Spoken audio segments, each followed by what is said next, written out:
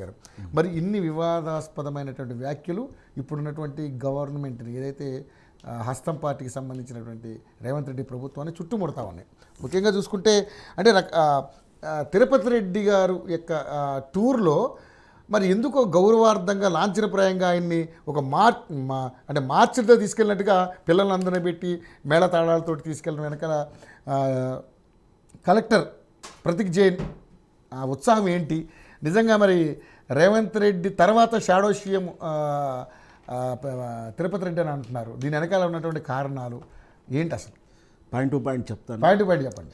దానికి ముందు మీరు అడిగిన దానికన్నా రెండు ప్రధానమైన అంశాలు. ఒకటి మీరు current affair, morning news, breaking news ఏంటంటే భువనగిరిలో బీఆర్ఎస్ పార్టీ ఆఫీస్ మీద దాడి ఒకటి.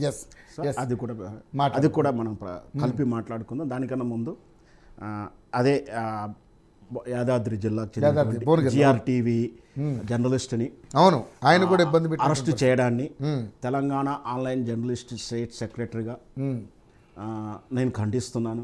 ప్రశ్నించే వాళ్ళని ఈ విధంగా ఒక సంఘ విద్రోహుల్లా, ఒక నక్సలైట్గా, ఒక రౌడీ షీటర్గా అర్ధరాత్రి అరెస్ట్ చేసి తీసుకెళ్తుంది ఎక్కడికో చెప్పకుండా స్టేషన్ మారుస్తూ ఇంతవరకు ఎక్కడున్నారో చెప్పకుండా కుటుంబాన్ని ఎందుకు అరెస్ట్ చేశారో కూడా చెప్పలేదు. ఏ స్టేషన్లో స్టేషన్స్ మార్చుకుంటూ తిరుగుతున్న వైనాన్ని ప్రశ్నించే వాళ్ళని ఆల్రెడీ రేవంత్ రెడ్డి గారు ఏమో మాట్లాడారో మేము విన్నాం. తోలు తీస్తాం, తోడుకలు తీస్తాం, నరాలు చక్కగా చేస్తాం, ఇవన్నీ మాట్లాడినాను. అదేవిధంగా పరిపాలన తీరు కూడా చూస్తూ ఉన్నాం. దీన్ని తీవ్రంగా ఖండిస్తున్నాం. ప్రశ్నించే వాళ్ళని ఈ విధంగా చేస్తే గత పాలకులు ఏ విధంగా మిస్టేక్ చేసిర్రో, ఏ విధంగా ప్రజలకు ఇట్లాంటి దాష్టికాలు చేస్తే కేసీఆర్ను కూడా క్షమించకుండా ఓడగొట్టి ఇంట్లో కూర్చోబెట్టడం వైనం చూస్తున్నాం. మళ్ళీ అవే విషయాలను రిపీట్ చేస్తుండడం నిజంగా కూడా బాధపడాల్సిన విషయం. ఇకపోతే మీరు అడిగినటువంటి ఈ భువనగిరి విషయంలో కానీ మొదటి నుంచి ఈరోజు నిన్నటి జరిగినట్టు వికారాబాదు కలెక్టర్ ప్రతీక్ జైన్ వారి యొక్క నిజంగా షాడో ముఖ్యమంత్రి సీఎం అని అనిపించింది. నేను మొదటి నుంచి చెప్తా ఉన్నాను, ఇది మొత్తం స్పష్టంగా చెప్తున్నాను. గత పాలకులు ఫ్యామిలీ ప్యాకేజ్ మాత్రమే, పదవుల పంపకంలో ఫ్యామిలీ ప్యాకేజే ఉంది. మీరు అన్నట్టు రాజకీయ నాయకులు అన్నట్టు, నేను అన్నట్టు కొన్ని దోపకాలు, అరెస్టాలు, అరాచకాలు ఇవన్నీ కూడా ఫ్యామిలీ ప్యాక్ మాత్రమే పరిమితమైంది.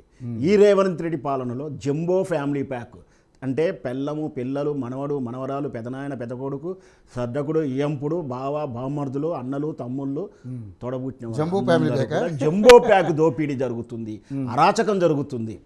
వాళ్ళు దోపిడీకే పరిమితమైతే ఇలా అరాచకాలు కూడా చేస్తూ ఉన్నారు, దాడులు కూడా చేస్తూ ఉన్నారు.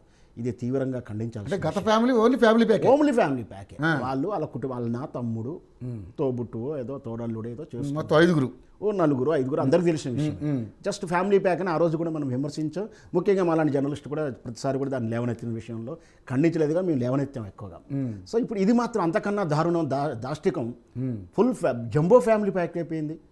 ఇటు తిరుపతి రెడ్డి అన్న, తమ్ముడు ఇంకో ఆయన రేవంత్ రెడ్డి, అలా బామర్ది, అలా ఇయంకుడు, అల్లుడు, వాళ్ళకు భూములు, కాంట్రాక్టులు, పదవులు, ఇక ఇలా పోతే ప్రోటోకాల్స్.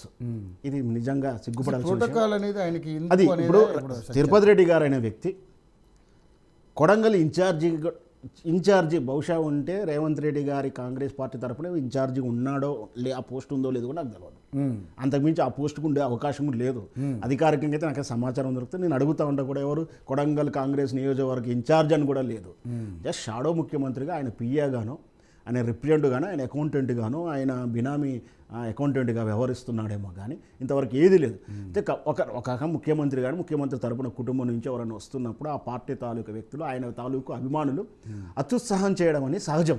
కానీ ఒక ఐఏఎస్ ఆఫీసర్ కూడా దిగజారి ఒక ప్రోటోకాల్, అది ఎన్సీసీ ప్యారెడ్ లా ఉంటుంది, బ్యాండ్ మేళం తోటి, బ్యారక్ తోటి మార్చిగా, అది ఒక గంట ముందు మా దళితుల బహుజన బిడ్డలని 1 hour 2 hours ఎండలో నిలబెట్టి, చెప్పులు లేకుండా నిలబెట్టి, వాస్తవానికి ఈ విషయంలో చూస్తే ఎస్సీ స్టాటస్ కేసు పెట్టాలి. ఎవరి ప్రతీక్ జైన్ మీద పెట్టాలి, అండ్ తిరుపతి రెడ్డి గారి మీద కూడా పెట్టాల్సి వస్తుంది.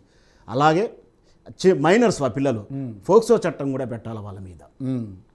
ఇట్లా వాళ్ళని ఎందుకు దుర్వినియోగం చేస్తారు? చదువుకునే సమయంలో పిల్లలను రోడ్డు మీద ఎందుకు పెట్టి స్వాగత మానహారం కట్టియాల్సి వచ్చిందో దానికి సమాధానం చెప్పాలి. ఇట్లా ప్రీతికి జన్ కూడా అంటే బ్యూరోక్రాట్స్ ఈ విధంగా దిగజారుతూ ఉంటే ఇప్పుడు మనం చూస్తూ ఉన్నాం బ్యూరోక్రాట్స్ని రాజకీయ నాయకులు ఏ విధంగా వేధిస్తున్నాం. ఒక పార్టీకి దాసోహం చేసి ఆ 5 ఏళ్ళు పండుగలు పబ్బాలు చేసుకొని కలెక్షన్లు చేసుకొని జీవుజూరు అనుకుంటే పని చేస్తుండవచ్చు. కానీ మరి ఆ పార్టీ అధికారం పోయిన తర్వాత ఇంకొక పార్టీ అధికారంలోకి వచ్చినప్పుడు ఏ విధంగా కేసులు ఎదుర్కొంటున్నారో శ్రీలక్ష్మి కానించి మనం చూస్తూనే ఉన్నాం.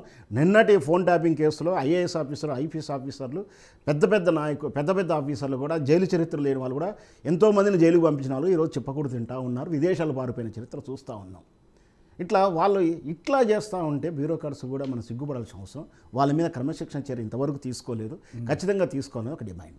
ఇకపోతే పౌడి కౌశిక్ రెడ్డి గారు అతను అన్న దాంట్లో మనం నిజం ఎంత అనేది ఎంక్వైరీ చేయాల్సిన అవసరం ఎంతైనా ఉంది. ఎందుకంటే అసెంబ్లీ సాక్షిగా అసెంబ్లీ అంటే దేవాలయం.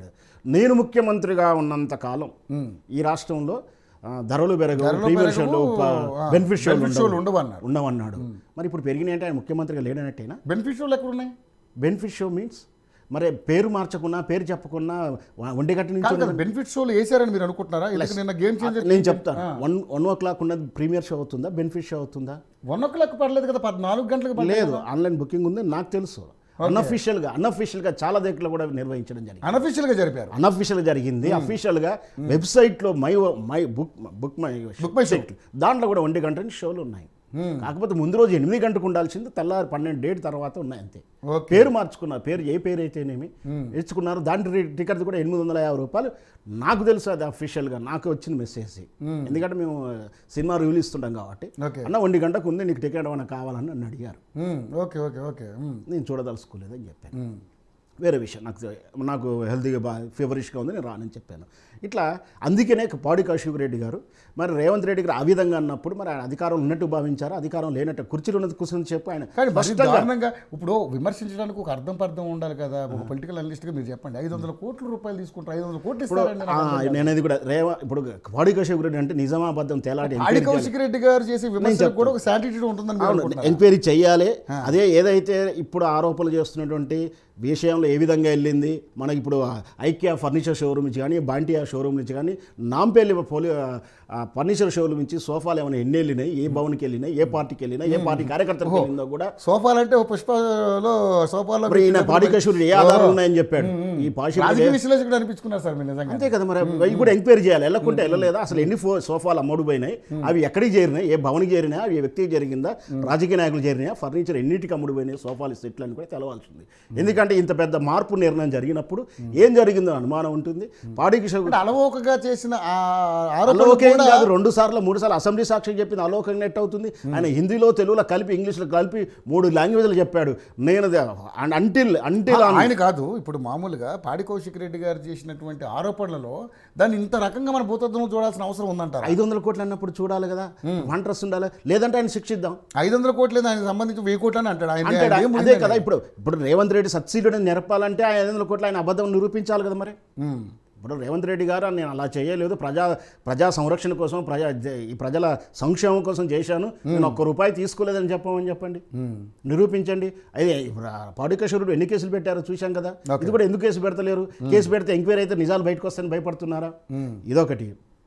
ఇకపోతే ఇంకొకటి సీఎం సీట్లో అంటే అదే అర్థం. వాళ్ళు అంటుంటారు రాజకీయ నేనున్న రోజులు అలాంటి నిర్ణయం జరగదన్నప్పుడు, అలాంటి నిర్ణయం జరిగినప్పుడు ఆయన సీఎం సీట్లో లేకుండానే మన మొత్తం మరో మన రేవంత్ రెడ్డి గారు అన్ని పనులు చేసేస్తున్నారా అని మరి ఎలా నిర్ణయం వచ్చింది? నేనున్నంతసేపు నిర్ణయం రాదని చెప్పాడు కదా, ఎలా వచ్చిందంటే దాని అర్థం నాయకులు రేవంత్ రెడ్డి గారిని ఏది పడితే అది మాట్లాడచ్చు. ముఖ్యమంత్రి స్థాయిలో రాజకీయ ఆరోపణ చేస్తుంది. నేను దాన్ని ఏకీభవించకపోవచ్చు, కానీ వాళ్ళు అనడానికి అర్థం ఏంటో చెప్తున్నా, విశ్లేషిస్తున్నాను. చెప్పండి.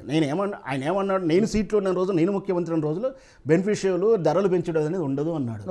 జరిగింది సీట్లో లేదంటే సీటు పోయిందేమో, ఇప్పుడు ఆ సీట్లో కొత్త వాళ్ళు రాబోతున్నారని డౌట్ ఉంది. ఎందుకు డౌట్ ఉందంటే మీరు అన్నట్టు సీఎం మార్పు విషయంలో సినిమాల మీద నిర్ణయాలు జరిగినప్పుడు సినిమా పర్సన్స్, ఇన్ఫ్లుయెన్స్ పర్సన్స్, ఆర్థికంగా రాజకీయంగా బలంగా ఉన్న వాళ్ళు ఏమన్నా పాచిక కదులుతున్నారని డౌట్ వస్తూ ఉంది మాకు.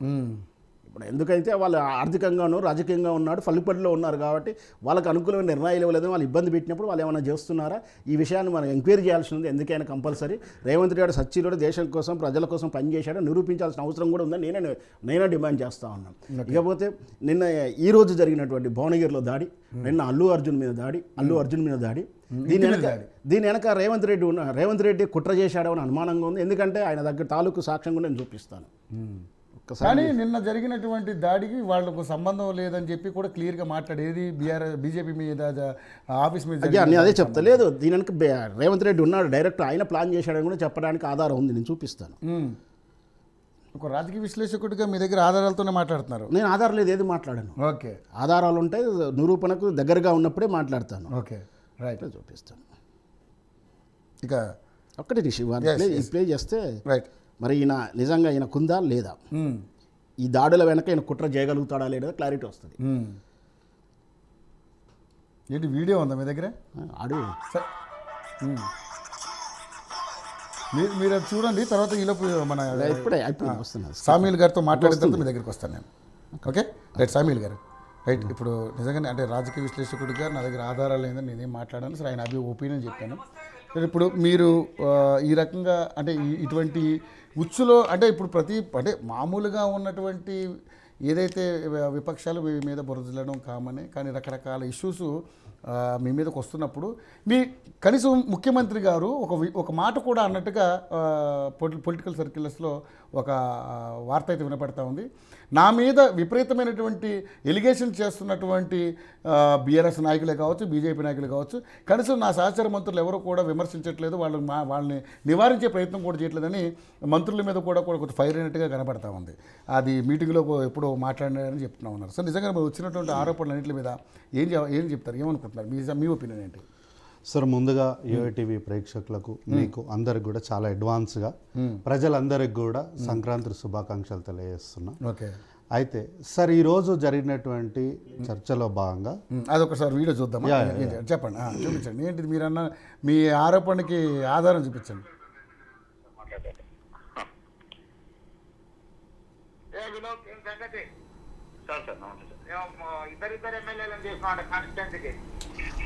సార్ నేను లేదు సార్, ఎంపీడీఓ గారు ఫోన్ చేసి గమ్మని చెప్పింది సార్ నిన్న. అంటే ఎంపీడీఓ చెప్తే అయిపోతావా? సరే అంటే డి గారు కూడా రమ్మని చెప్పింది సార్. అందుకని ఇంకా బాబురావు సార్. బాబురావుకు నీకు అందరికి పెళ్లి అవుతుంది సార్. కాన్స్టిట్యున్సీకి ఎమ్మెల్యే నేను, వాడే చెత్తనా కొడుకు వెళ్తే మీరు పోయేదేంటి?